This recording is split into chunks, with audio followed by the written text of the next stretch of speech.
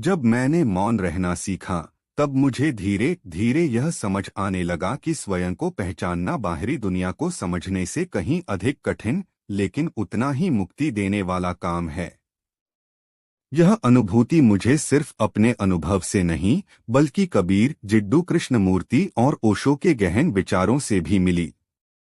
इन तीनों के विचार भले ही अलग अलग प्रतीत हों, लेकिन मूल रूप से सभी एक ही दिशा की ओर इशारा करते हैं। मौन, जागरूकता और आत्मावलोकन। इस लेख में मैंने तीनों महान आध्यात्मिक दृष्टिकोणों को एक साथ बुनकर यह समझने की कोशिश की है कि मौन रहकर स्वयं को कैसे पहचाना जा सकता है। मौन क्या है? सबसे पहले मुझे यह समझना पड़ा कि मौन आखिर है क्या। बोलना बंद कर देना, एकांत में बैठ जाना, आवाजें न सुनना, यह मौन नहीं है। मौन का अर्थ है मन में चल रही हलचल का शांत हो जाना। मन में लगातार बहती धारा, विचार, भय, तुलना, यादें, उम्मीदें, योजनाएं, जब कुछ क्षणों के लिए रुक जाती है, वही सच्चा मौन है। कबीर कहते हैं, मन लागे तब लागे राम, अन्यथा सब धूल। मन एक बिंदु पर टिके तभी ईश्वर का अनुभव होता है। कृष्णमूर्ति कहते हैं, मौन नियंत्रण का परिणाम नहीं, समझ का परिणाम है।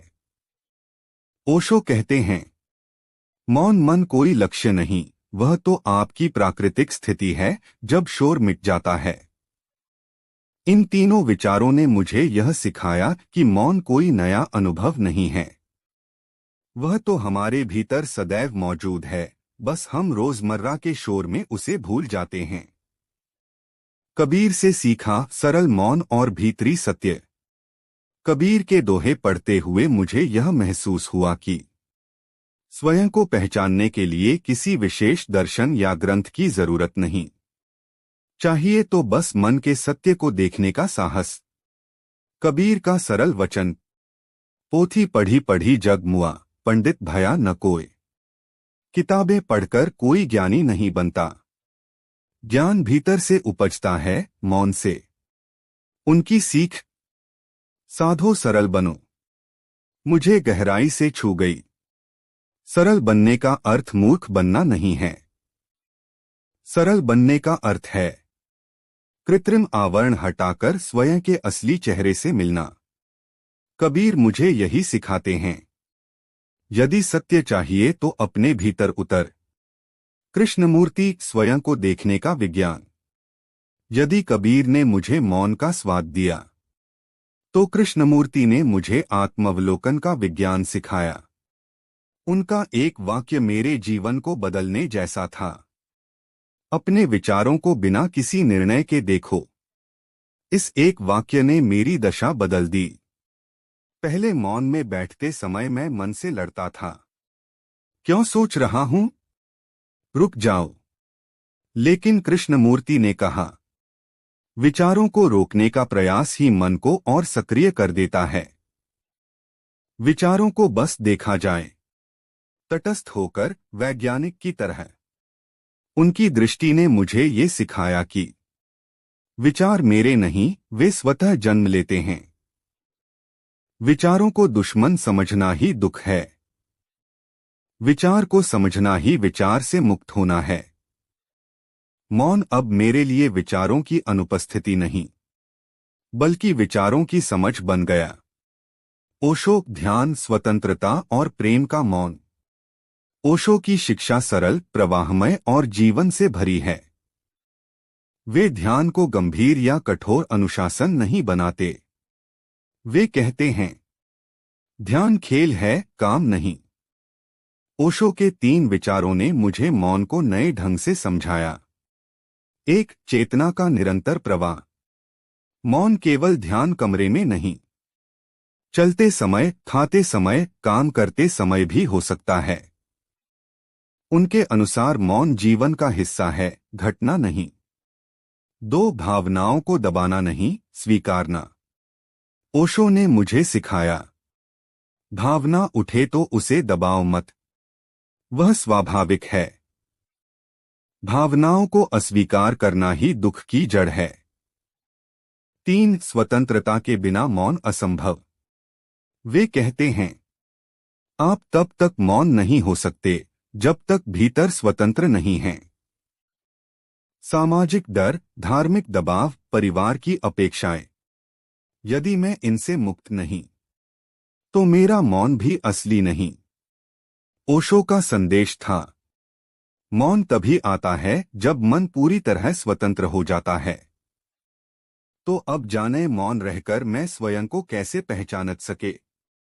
कबीर कृष्णमूर्ति। ओशो की शिक्षाओं को अभ्यास में उतारते हुए मैंने यह पाया। एक कबीर कहते हैं, मैं मन की आवाज सुनता हूँ।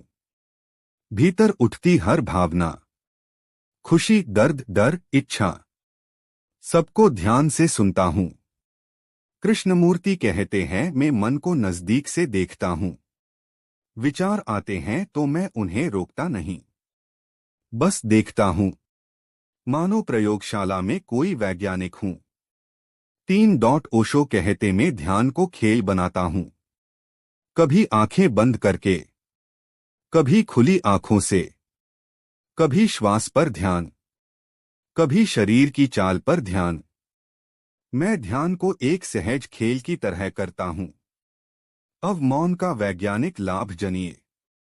मौन रहने से तनाव कम होता है, भावनात्मक संतुलन बढ़ता है, निर्णय क्षमता तेज होती है, आत्मविश्वास बढ़ता है, संबंध सुधरते हैं, मन की उलझनें स्वतः मिटती हैं। सबसे बड़ा लाभ, मौन व्यक्ति खुद को दोष नहीं देता और दूसरों को भी दोष देना छोड़ देता है।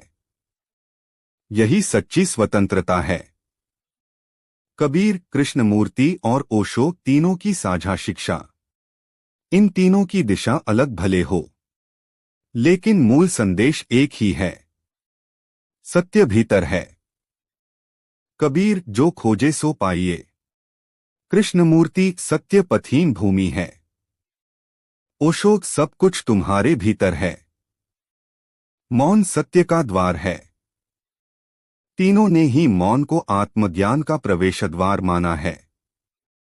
स्वतंत्रता आवश्यक है।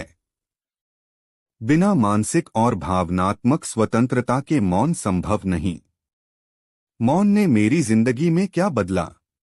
मौन का अभ्यास करने के बाद मैं अधिक धैर्यवान हुआ, कम क्रोधित होने लगा, तुलना कम हुई, अपने भावनाओं के प्रति ईमानदार हुआ, लोग क्या कहेंगे वाला डर घटा, जीवन सरल होने लगा।